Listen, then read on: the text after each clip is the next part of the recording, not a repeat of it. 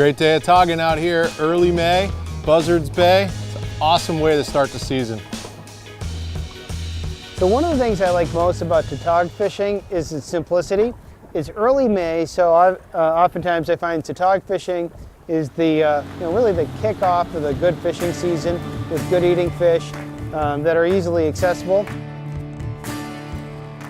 Now, finding them is a trial and error process. What you're going to want to do is look at your chart and look for a series of rock piles in about 20 to 25 feet of water. Now, once you locate one of these rock piles, as indicated by good structure on your fish finder, you'll want to anchor right over the spot. Using as little weight as possible, I find 1.5 to 3 ounces to be ideal. You want to fish with fresh cut green crabs on the bottom. Now, if you don't have green crabs, fresh cut clams will work in a pinch. If it is a little windy, it's a good alternative to perhaps striper fishing where you can anchor. So one thing you want to do is anchor over rock piles or structure that you find on your chart. Here I have it's basically a high-low rig. Some people would call this a chicken rig. The Hogan Lure Company manufactures these, and we call them the utility rig. So here I've thread on 2 small 1/0 live bait hooks and attached a small, some people would call this a casting sinker. Others may call it a dipsy sinker, but a small sinker at the end.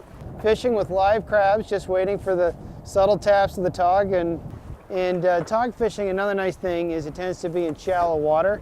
Today we're in about 26 feet of water. I'm going to let this rig all the way down to the bottom. Wait for the telltale tog bite, which is a couple hits and then your rod pulls down just a little more. And long sweeping motion is a good method for setting the hook on a tog.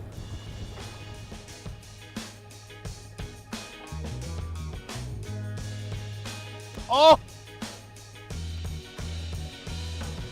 Decent tog here. Put the bottom hook.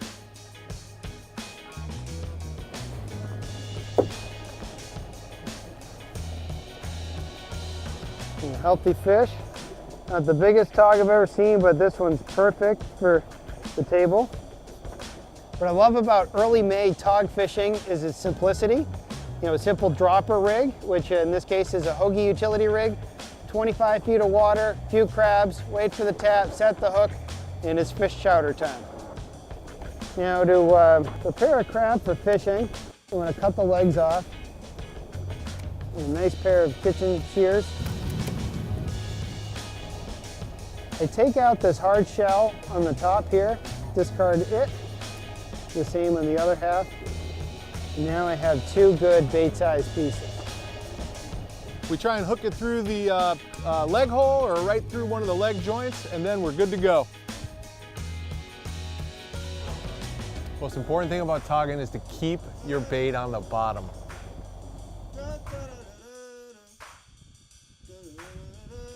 There he is. That's a tog right there, boys and girls.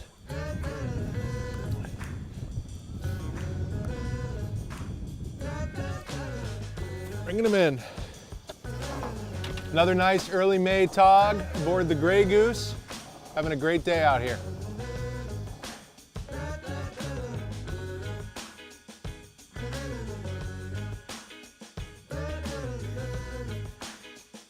Wow, John, that's much bigger than mine. That's a good tog. That's a good tog right there.